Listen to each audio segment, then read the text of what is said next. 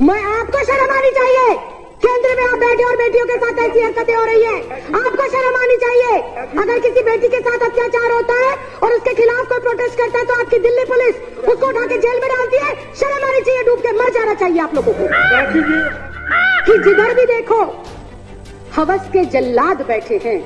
संभाल कर रखो अपनी फूल सी बेटियों को, क्योंकि देश चलाने वाले बेऔलाद बैठे हैं, बेऔलाद। आपके घर में बहन बेटियां नहीं है क्या?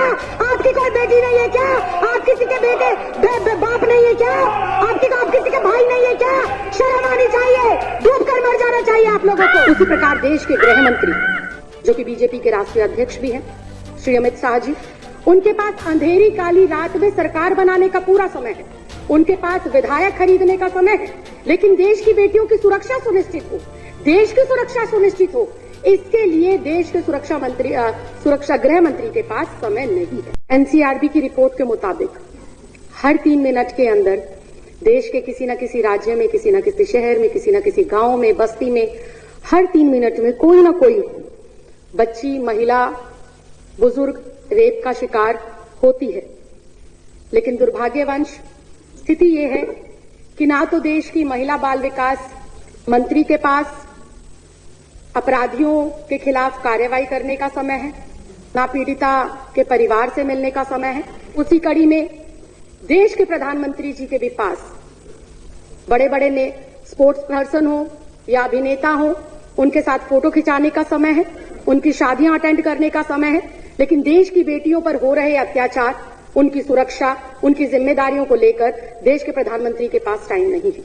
उसी प्रकार देश के गृह मंत्री, जो कि बीजेपी के राष्ट्रीय अध्यक्ष भी हैं, श्री अमित शाह जी, उनके पास अंधेरी काली रात में सरकार बनाने का पूरा समय है। उनके पास विधायक खरीदने का समय है, लेकिन देश की बेटियों की सुरक्षा सुनिश्चित हो, देश की सुरक्षा सुनिश्चित हो, इसके लिए देश के सुरक्षा गृह मंत्री के पास समय नहीं है। ऐसे में ये कहना बिल्कुल भी गलत नहीं होगा अध्यक्ष जी कि जिधर भी देखो हवस के जल्लाद बैठे हैं। संभाल कर रखो अपनी फूल सी बेटियों को, क्योंकि देश चलाने वाले बेऔलाद बैठे हैं, बेऔलाद बैठे हैं। बिल्कुल चिंता नहीं है। आज देश में महिला सुरक्षा पे तो महिला सुरक्षा बेतुकी बातें हैं। महिला सुरक्षा बेतुकी बातें लगी आपको? बेटियों की सुरक्षा आपको बेतुकी बातें लगती है? अध्यक्ष जी, इनका शब्द निकलवाए आप, पहले कार्रवाई से बेतुका शब्द निकलवाए। मैं आपको शर्म आनी चाहिए। केंद्र में आप बैठे और बेटियों के साथ ऐसी हरकतें हो रही है, आपको शर्म आनी चाहिए। अगर किसी बेटी के साथ अत्याचार होता है और उसके खिलाफ कोई प्रोटेस्ट करता है तो आपकी दिल्ली पुलिस उसको उठा के जेल में डालती है। शर्म आनी चाहिए, डूब के मर जाना चाहिए आप लोगों को। ऊपर से कह रहे हैं बेतुका बोल रहे हैं, शर्म नहीं आती विजेंद्र गुप्ता जी? आपके घर में बहन बेटियां नहीं है क्या? आपकी कोई बेटी नहीं है क्या? आप किसी के बेटे बाप नहीं है क्या? आप किसी के भाई नहीं है क्या? शर्म आनी चाहिए, डूब कर मर जाना चाहिए आप लोगों को। राखी जी, प्लीज, माननीय सदस्यगण, प्लीज, राखी जी कंटिन्यू करें। अध्यक्ष जी, मैं दोबारा इस बात को दोहराऊंगी, जिधर भी देखो हवस के जल्लाद बैठे हैं। संभाल कर रखो अपनी फूल सी बेटियों को, क्योंकि देश चलाने वाले बेऔलाद बैठे हैं, बेऔलाद। अध्यक्ष जी, आए दिन चाहे छोटी बच्ची, चाहे 27 साल की डॉक्टर हो, चाहे 56 साल की बुजुर्ग महिला हो, हर कोई हवस का शिकार बन रहा है, हर कोई रेप का शिकार बन रहा है। लेकिन सियासत में बैठे इन सियासतदानों को कोई फर्क ही नहीं पड़ता। कोई फूल सी बच्ची को नोच ले, कोई युवा बेटी को जिंदा जला दे, कोई बुजुर्ग महिला को नोच डाले, लेकिन इन सियासतदानों को फर्क नहीं पड़ता। ऐसे में सवाल उठता है कि देश जा किस ओर रहा है? देश की ये 50% जो आबादी है, इसको सुरक्षा मिलेगी कैसे? ये बड़ा सवाल है। और अध्यक्ष जी, देश की इन बेटियों को, देश की इन महिलाओं को, देश की इस आधी आबादी को सुरक्षा जब मिलेगी जब केंद्र में बैठी हुई सरकार की मानसिकता बेटियों के सम्मान में हो, जब केंद्र में बैठी हुई सरकार की जो सोच है वो महिलाओं को सम्मान देने की हो। लेकिन आज अध्यक्ष जी, बड़े ही दुख के साथ कहना पड़ रहा है कि दुर्भाग्यवश देश की केंद्र में ऐसी सरकार बैठी है जो आए दिन महिलाओं पर हो रहे अत्याचार और कुकर्म में खुद लिप्त पाई जाती है। इसके मैं पुख्ता उदाहरण पेश करती हूं। आज इन सदन पटल के ऊपर उन्नाव रेप केस, आरोपी कुलदीप कुमार सेंगर, बीजेपी का विधायक, पहला उदाहरण।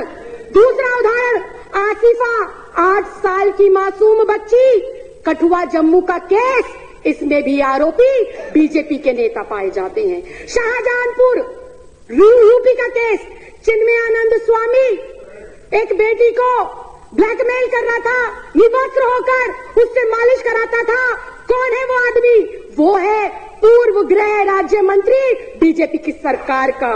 और स्वयं बहुत दुख के साथ कहना चाहती हूं, स्वयं देश के प्रधानमंत्री पाए गए बेटियों की सुरक्षा जो है जासूसी कराते हुए। स्वयं इस देश का गृह मंत्री नामजद तड़ीपार रह चुका है। ये मैं नहीं कह रही, ये मेरे देश का कानून कहता है, ये मेरे देश के न्यायालयों ने और जजों ने कहा है। ये राखी बिरलानी आम आदमी पार्टी नहीं कह रही है। अध्यक्ष जी, ये इतना गंभीर मामला, देश की आधी आबादी आज बाहर निकलते हुए ये सोचती है कि मैं वापस आऊंगी या नहीं आऊंगी। आज हमारे माँ बाप, हमारे भाई बहन, हमारे रिश्तेदार जब मेरी जैसी बेटियां अपने काम पर पढ़ने के लिए, लिखने के लिए जाती हैं, तो पता नहीं होता कि किस परिस्थिति में वो बेटी वापस आएगी। कंक्लूड करिए। बिल्कुल अध्यक्ष जी, बुधवार 27 नवंबर की रात को दिल दहलाने वाला घटना हैदराबाद के अंदर हुआ। एक 27 वर्षीय डॉक्टर का स्कूटी खराब होता है और उसको मदद के बहाने 4 लोग घेर लेते हैं और उसके साथ गैंगरेप होता है, उसे जला दिया जाता है। इतनी हृदय विदारक घटना अध्यक्ष जी, मेरे मुंह से शब्द नहीं निकल पा रहे, क्योंकि मैं स्वयं भी एक लड़की हूं और कभी कभी किचन में खाना बनाने का मौका मिलता है। गलती से गरम कढ़ाई को छू लेते हैं अध्यक्ष जी, तो अगले 2 दिन तक उंगली दर्द करती है। उस बेटी को जब जलाया गया होगा अध्यक्ष जी, हमारी जैसी बेटियों की आत्मा कैसे आज कुलमला रही है, आप समझ भी नहीं सकते। और ये सामने बैठे हुए बीजेपी के लोग कहते हैं कि किस तरह की बेहुदगी की जा रही है। अध्यक्ष जी, इसके खिलाफ कोई ना कोई कार्रवाई जरूर होनी चाहिए। और ऐसे में जब दिल्ली के अंदर एक अन्नू नाम की लड़की उसके खिलाफ आवाज बुलंद करती है, अकेली वो अपनी हिम्मत जुटाकर धरना देती है, तो वही केंद्र शासित जो दिल्ली पुलिस है उस बेटी के साथ बर्बरता पूर्व जो है काम करती है, उसको मारती है, पीटती है और जेल में डाल देती है। तभी उसका संज्ञान लेते हुए दिल्ली महिला आयोग की अध्यक्ष जाती है और उसकी मदद करती है। अध्यक्ष जी, कहने को बहुत कुछ है, लेकिन मैं एक बेटी होने के साथ साथ, एक महिला होने के साथ साथ एक महिला जनप्रतिनिधि भी हूं और मुझे नहीं पता कि 7वीं विधानसभा में आने का मुझे मौका मिलेगा या नहीं मिलेगा। लेकिन जितना समय और जितना प्यार जनता ने हमारी सरकार को दिया, मैं आज गर्व से सीना चौड़ा कर और अपनी गर्दन को खड़ा कर ये कह सकती हूं कि मेरी सरकार ने न सिर्फ महिला सम्मान के लिए काम किया, बल्कि महिलाओं को सुरक्षित करने में भी बहुत महत्वपूर्ण कदम उन्होंने उठाए हैं।